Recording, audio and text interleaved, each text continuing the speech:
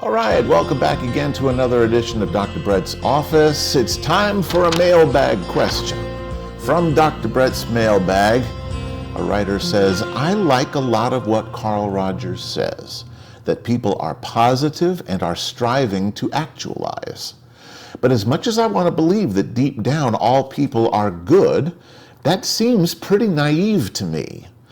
My question: how would Rogers explain people who purposefully choose to do bad things, to hurt people, to steal, etc.? Are they being positive? What about people who kill themselves? Where was their self-actualizing tendency when they ended their life? What about culturally marginalized and oppressed people who can't actualize? Well, geez. Maybe throw me a tough one, will you?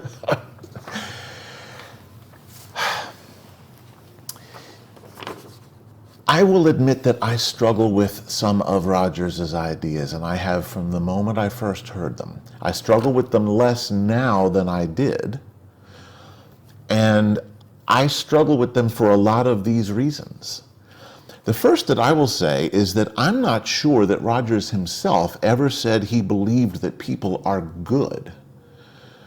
Positive, perhaps, but he didn't mean positive as opposed to negative, like positive as opposed to good and negative as opposed to bad.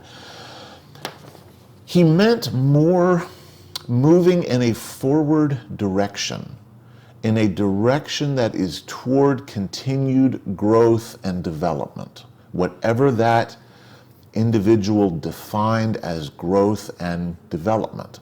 And in their subjective reality, their definition of what growth is, what development is very subjective based on what they've experienced in the past. And if they haven't experienced a lot of what would be called positive growth and development, then they might not know that that is an option for them. They only move forward in the only direction that they perceive as available to them in the moment that they have made the decision. This is another reason why generally good, for lack of a better term, people sometimes do bad things, because in those moments they don't perceive them as bad. They might perceive them as the least difficult, the least problematic, the least painful of a bunch of bad options, unless the way that they defined moving forward was to oppress others.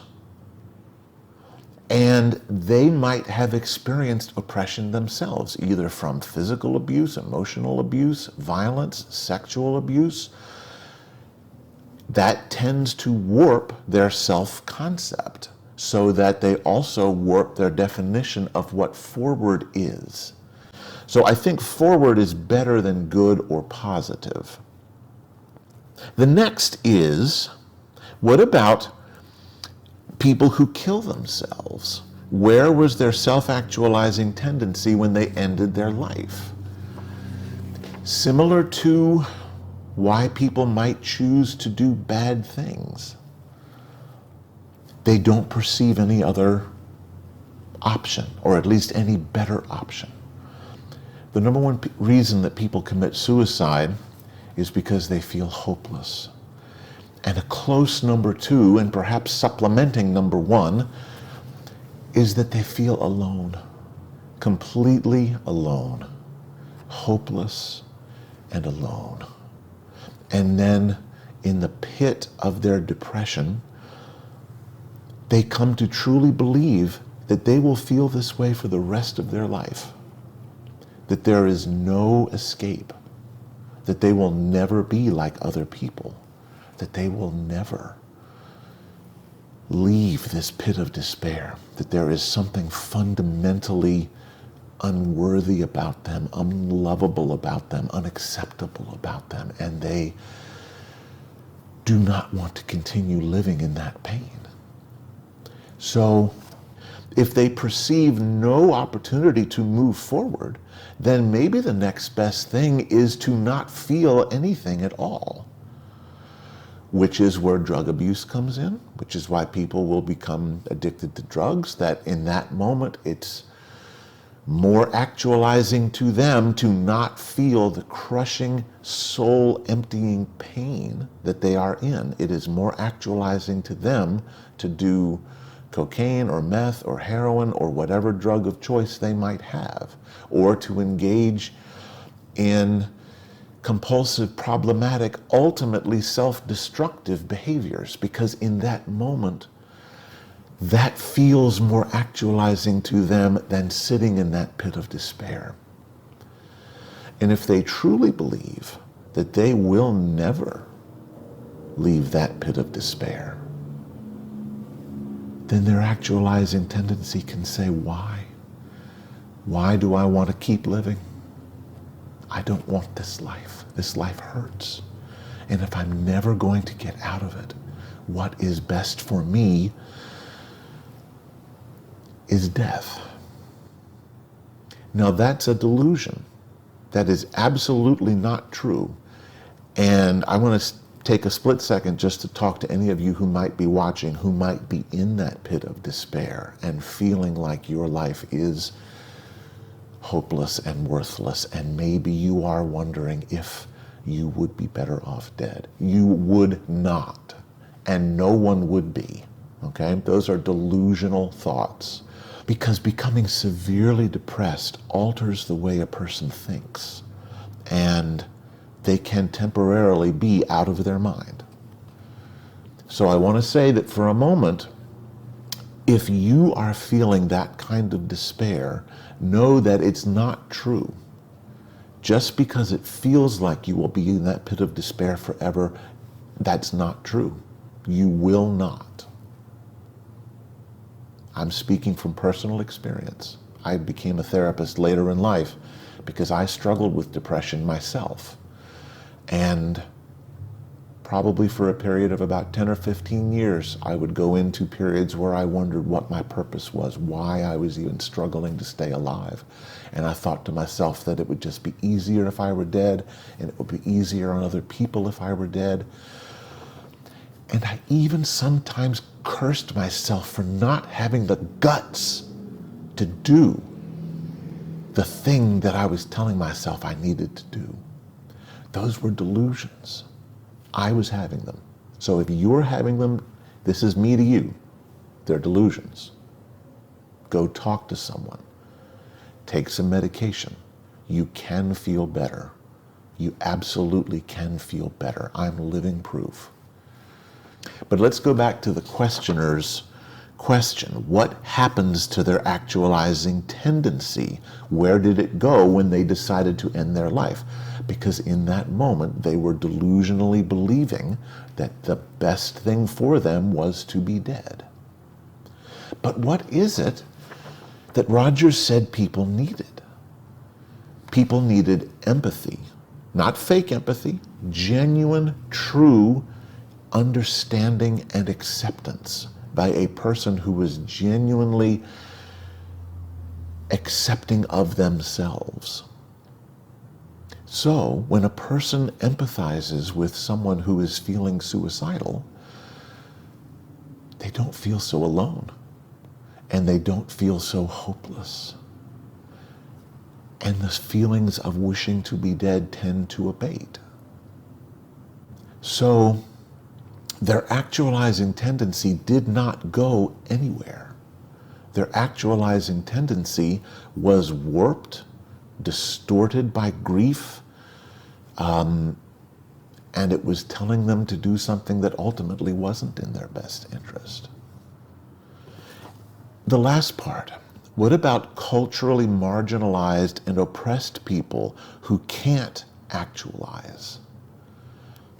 Assuming that you mean because they don't have the resources to actualize, therefore they cannot actualize? The way I would answer that question is that Rogers and Goldstein and Maslow all talked about self-actualization. And in general, they were talking about kind of the same thing, but not exactly. I don't know if Rogers ever wrote about what he thought of Maslow, but just in reading Rogers, I don't get the sense that he thinks of actualization the same way that Maslow did. Maslow thought of it as the thing that you could do once you have done everything else, or once you have satisfied all your other needs, then you could focus on your need for actualization. I think that Rogers would say that the whole damn hierarchy is actualization. Meeting our need for survival is actualizing. Meeting our need for safety is actualizing. Meeting our need for belonging and love is actualizing. Meeting our need for esteem is actualizing.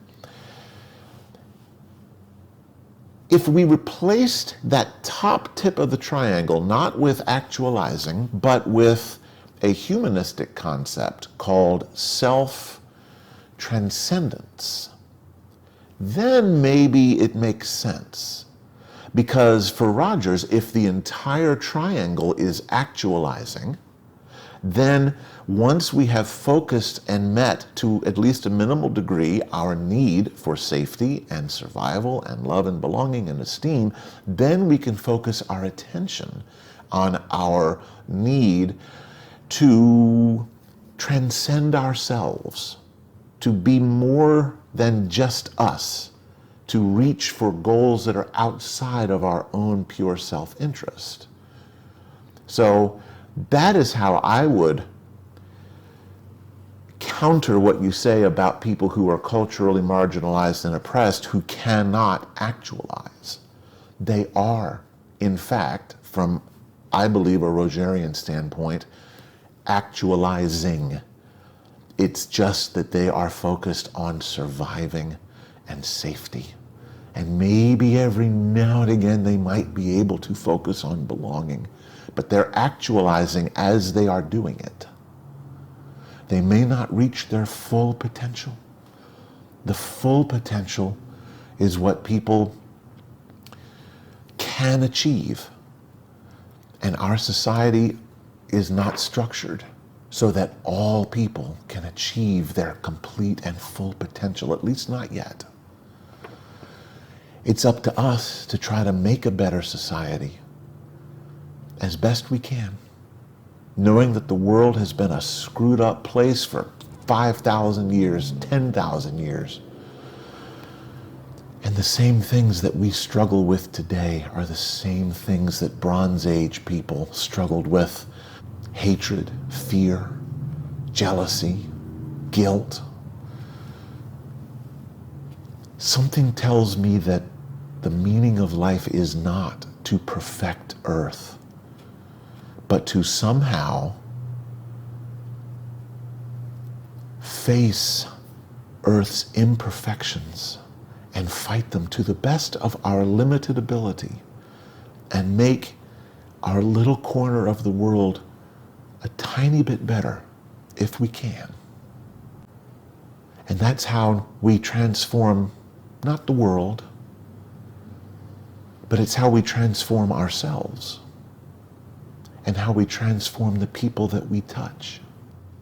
That there is something inside us that seeks self-transcendence when we have our other needs met, at least to a minimal degree, and that all of it is part of self-actualizing. So, this was a very difficult question. I kind of improvised a lot with the answer, and I went around to a lot of different places, but I hope I touched on the heart of what I believe Rogers was saying when he talked about his theory. I don't think Rogers ever said it exactly the way I'm saying it, but it is my best attempt to answer your fantastic question. Thank you for asking it. If you've got a question for Dr. Bret's mailbag, please don't let it be as hard as that one. Send me an easy one, for goodness sake. drop me an email. Send it to drbretsmailbag@gmail.com. Leave it in the comments below. Make sure you like and comment and subscribe. Pass the word about Dr. Bret's office. It's for anybody who's interested in counseling, therapy, mental health in general. Come back and visit me again anytime. Bye.